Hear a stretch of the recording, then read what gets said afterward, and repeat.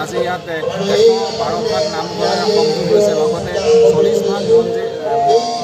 লাগি আমাৰ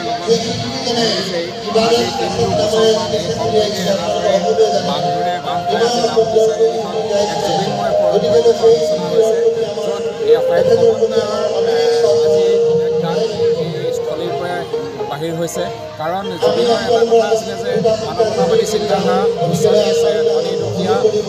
কোনো জাতি বৰ্ণ সকলো উদ্ধত জুবিন গাৰ্গে চিন্তা কৰিছে সেই চিন্তাৰে যেন আজি এই মঞ্চখনত প্ৰতিফলিত হৈছে আজি হিন্দুসকল লগ লাগিছে মুছলমানসকল লগ লাগিছে আজি একেখন থলীতে জুবিন গাৰ্গদেৱৰ আদ্য শ্ৰাদ্ধৰ ওচৰত আজি মাংগলিক কাৰ্যসূচী অনুষ্ঠিত হৈ আছে তাতে হিন্দুসকলৰ লগতে মুছলমানসকলে আহি তেখেতসকলৰ যিখিনি ইছলামিক নীতি নিয়মে আছে জিকিৰ জাৰি এতিয়া আপোনালোকে দেখিছে পৰিৱেশন হৈ আছে তাতে এক সমন্বয়ৰ বাৰ্তা ইয়াত সৃষ্টি হৈছে আৰু লগতে আজি সন্ধিয়ালৈ আমি এটা অনুষ্ঠান ৰাখিছোঁ সৰ্বধৰ্মীয় প্ৰাৰ্থনা সভা তাত শিখ ধৰ্মৰ লোকসকল আহিব খ্ৰীষ্টান ধৰ্মৰ লোকসকল আহিব তেওঁলোকেও তেওঁলোকৰ ধৰ্মীয় ৰীতি নীতিৰে জুবিন গাৰ্গদেৱক শ্ৰদ্ধাঞ্জলি জনাব আৰু নিশালৈ এভাগী মহাপুৰুষীয়া ভাওনা আছে সকলোৱে বিভিন্ন স্থানৰ পৰা আহি অসমৰ বিভিন্ন স্থানৰ পৰা আহি স্বতঃস্ফূৰ্তভাৱে আমাৰ এই অনুষ্ঠানৰ লগত সম্পৃক্ত হৈ আজি এখন সুন্দৰ ভাওনা ৰাইজক উপহাৰ দিবলৈ আগবাঢ়ি আছে এই ক্ষেত্ৰত সকলোকে আমি ধন্যবাদ জনাইছোঁ আৰু আপোনালোকে আহি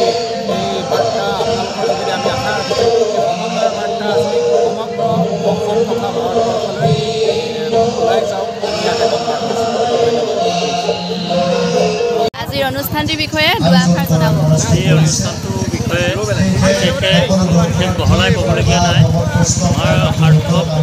পৃথিৱীৰ এটা চিনাকি নাম জুবিন গাৰ্গ যাৰ নামে পৰিচয় তেখেতক আমি বৰ অকালতে বৰ কম সময়তে হেৰুৱালোঁ আৰু তেখেতে জীৱনত যিখিনি দি থৈ গ'ল জীয়াই থকা সময়ত গোটেই বিশ্ববাসীৰ কাৰণে বিশেষকৈ অসমবাসীৰ কাৰণে 40,000 গীত উপহাৰ দিছে লগতে কেইবাখনো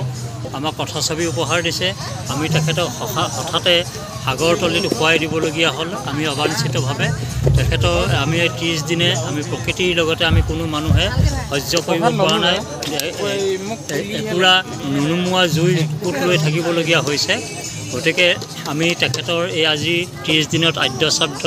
সম্পাদন কৰিছোঁ আমি সদৌ নামতি চাৰিআলি বৃহত্তৰ নামতি চাৰিআলিত বিভিন্ন জাতি ধৰ্ম নিৰ্বিশেষে আমি এই অনুষ্ঠানভাগি নিৰ্বাচন কৰিছোঁ আৰু ইয়াতে আমি সকলোৱে একত্ৰিত হৈ তেখেতৰ আত্মাৰ সদ্গতিৰ অৰ্থে আমি শ্ৰীচৰণত ভগৱানৰ শ্ৰীচৰণত আমি সশ্ৰদ্ধ প্ৰণিপাত জনাইছোঁ ধন্যবাদ আৰু দাদাই ধুনীয়াকৈ ক'লে যিহেতু এয়া হৈছে বৰ্তমান নামতি চাৰিআলি হয় ইয়াতে যিহেতু প্ৰসাদ বিতৰণ কৰা হৈছে এতিয়া ন প্ৰসাদ বিতৰণ কৰি থকা হৈছে আৰু সকলো